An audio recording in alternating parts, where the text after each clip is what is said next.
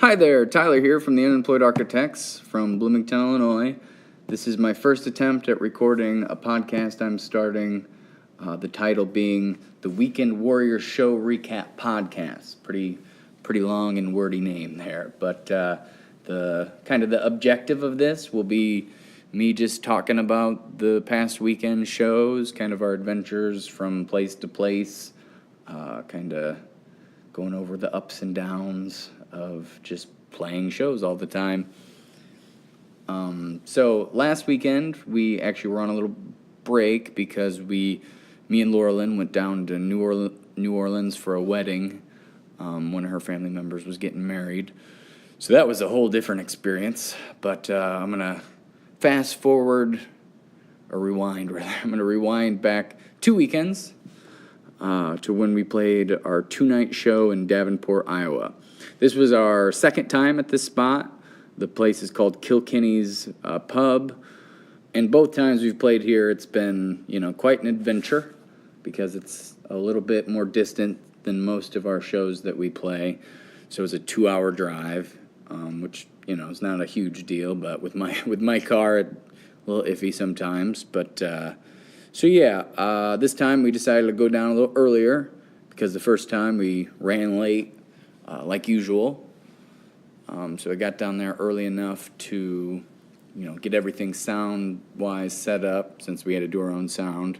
The last time we played there, we got there pretty late, probably with about an hour to set up, and we weren't really sure what to bring. The guy that booked us there, Kevin Presby, who's also a great musician, he told us it was a big room, loud room, so I brought what I thought was necessary, but I was probably a little bit short on what I brought, and it was like a packed bar right from the beginning, and people were, kind of heckling us at the beginning because we were doing sound check, and we're doing kind of just slow, boring songs just to kind of get it dialed in because we didn't want to play any of the things that, we were going to play that were going to be fun later. So this time, we made it plenty early and got everything set up. I still had about about an hour before we actually had to start playing. So they actually give us an apartment to stay at, which is super cool. But the first time we played there was like nothing. There was like a mattress, and that was about it. So we had to go to Walmart after the first show and just buy a ton of stuff, like bedding-wise, and there were no towels and stuff like that, no furniture. So this time we brought like our air-up mattress, and we kind of knew more what to expect. But anyway, so I had a little bit of time to chill before the show, which is always a bonus. You don't get that too much, but when you do, it's like you can breathe easy for a few seconds, before you have to just jump right in and play. And this time it wasn't very busy when I was setting up, so nobody was saying anything to us. It was kind of slow. And this time was like right before a big snowstorm, so we were kind of worried about whether it would even be busy at all. The first time we played there, it was elbow to elbow pretty much after the first like hour and a half, and it was super packed. And the guy was right. It was such a loud bar, and we brought enough equipment, but not enough to really compete. So this time I kind of overdid it in a good way. I brought a lot of stuff. It took me forever to set up, but we were there early enough, partially because we wanted to beat the snow, but also because I didn't want to be so stressed out. So got everything set up in a pretty timely manner, and got to relax. Laura Lynn was kind of getting ready for the show upstairs while I was setting stuff up, and then I kind of went up and got her, and then went down and did a sound check and played our first night, and it actually got pretty busy. It didn't even start snowing until after about midnight, so after about the first hour, it was pretty busy, elbow to elbow again, and they all seemed to dig what we were doing, and we had a great time. Sounded good. Laura Lynn had just gotten a new vocal pedal, so we were kind of excited that you could actually hear her, which was good. But yeah, it went really well, and we're done. We got to leave all our equipment where it pretty much was. We had to move it back a little, but since we're playing at the same place 2 nights, we don't have to tear down each time, which was kind of nice. So we, scooted everything back. And then the apartment we were staying at's above a bar, so it's super loud till 2 a.m., so, we can't really go hang out there too much right after we're done, because we were done at midnight, so we had a 2-hour window to kind of do stuff. So with tear down, taking about half hour, moving stuff back, and kind of covering the important things, we ended up and went to a restaurant.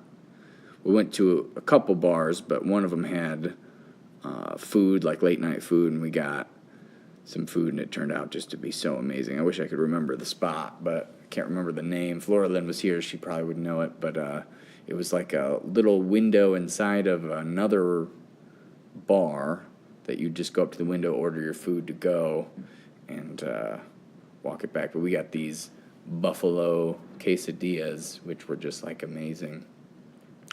Anyway, so that was night number 1. Tips, we made like 0. I think there's something about like when the weather isn't great, or like there's a storm coming, I feel like the people just kind of keep their wallets a little tighter, which is fine. It's not like the tips were all we were making that night or anything, but it's always a nice bonus if there's a little bit in our tip jar at the end of the night. Plus, we give away, free stickers and download cards, and there's some USB drive. You can grab all our stuff for free. So we hope since we make all that, we hope that there's something in the tip jar at the end of the night. But anyway, so it snowed like all night, pretty hard, and pretty much all day the next day. So we got up pretty late, which was good to actually get some sleep, because the first time there, we weren't used to sleeping there, and it was just a lot of loud noises. I remember there was just a loud, like, music at like 9 a.m. I mean, of course, we stayed up way late that night, and that's what woke us up in the morning at like 9, and it was just like 2 hours of the like blaring, I think it was like 90s rock. So it was kind of annoying. So this time we had earplugs just in case, but nobody really started the music or anything. So we got a good amount of sleep in, got up, got some food. This spot we went to a couple times, we got some wings. They had some, I think there were clams and a couple other things, but ate. I went down super early again this time to get everything set up, while Laura Lynn kind of took a nap. But, I mean, everything was already set up. I just had to move it. But I figured if I went down, again, I wouldn't be super stressed out or anything like that. So, I did the same thing, made sure it sounded good. Everything was all set up. We went down right before we were supposed to start. It had been snowing all day, so I talked to the people about staying that night, just in case. Because usually I like to drive home so we can sleep in our own bed pretty much any time that's an option. I'm for it. But the roads were bad. We weren't going to be done with the show till midnight, and then with tear down and loading, it would have been like 1 by the time we actually got on the road. Been snowing pretty much for 12 hours at that point. But this show ended up about the same as the first one. It was a bunch of people, a bunch of younger kids, kind of excited to be there. And excited to hear a bunch of songs they could sing along to. So we got lots of good feedback, and it was, it was a good show. I could actually hear ourselves this time a little bit better, so it was fun. Then, so this last weekend, we went down to New Orleans, which we weren't pretty much sure we were going to go up until the week of, and we decided that we could probably afford to do it. So we rented a car, which turned out to be a Dodge Challenger, which is, we asked for the cheapest one, and they give us that, which was kind of fun to drive, but, very not practical, and it's got a lot of blind spots in it. So to drive 13 hours was pretty intense in it, but it ended up fine, got used to it pretty quick. We ended up leaving at about, I think it was like 7-ish, 7:15 maybe.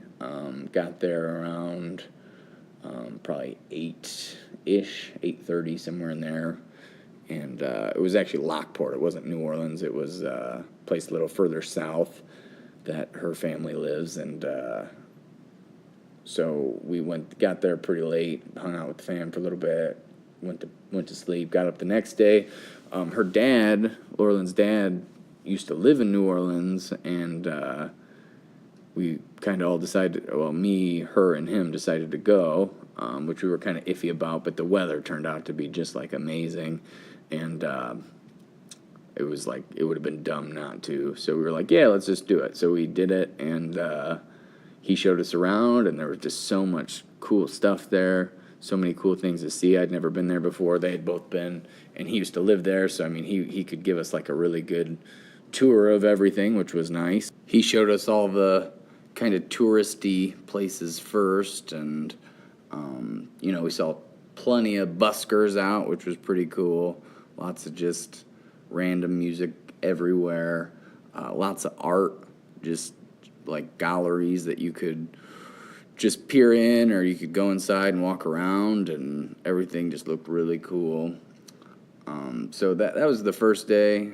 And, we had to be back by a specific time to get to the wedding, so we weren't there super long, but, we saw Bourbon Street, and we did all that stuff, and decided to come back the next day more in the evening time, and had just a completely different atmosphere. It was cold out, which was interesting, because, people down there aren't really used to, it was below 40 for sure. I think it might have even gotten down to below 30 later in the evening.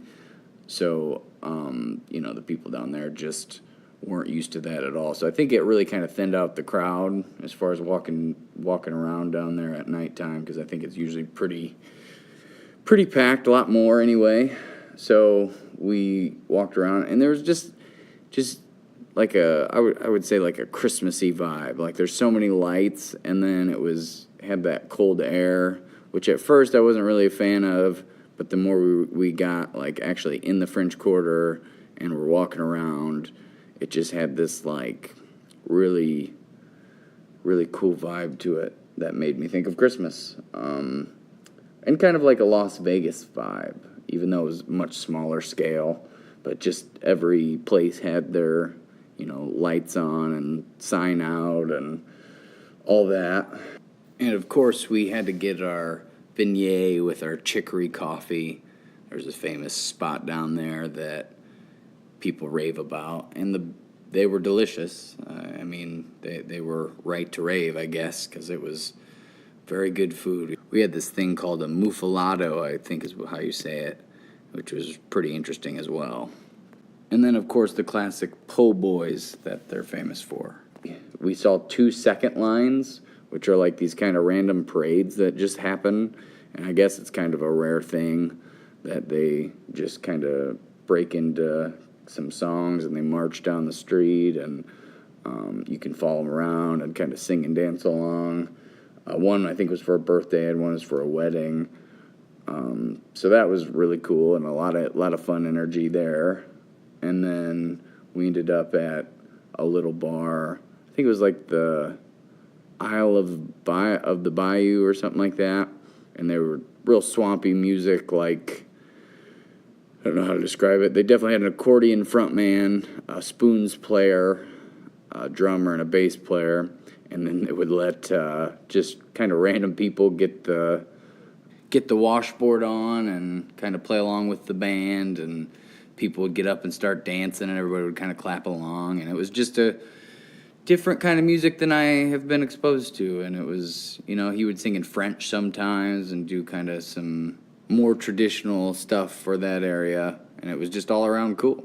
So the next day we got up like we probably ended up and slept for 3 or 4 hours. Got up at like 5:30 to leave by 6, which ended up and was like a 15-hour drive home, because around St. Louis there was this huge snowstorm that we were driving through, and that Dodge Challenger, which was hard enough to kind of see anything inside that anyway. And then the snow, it was snowing pretty hard, and it wasn't really busy since it was a Sunday, so it was like there were, 6, 7 lanes, and you just like couldn't tell where one lane was compared to the other because there weren't that many cars on the road, and the interstate was just covered with snow, and we had to drive like 30 to 40 for a lot of that, so that really put a damper on the drive home.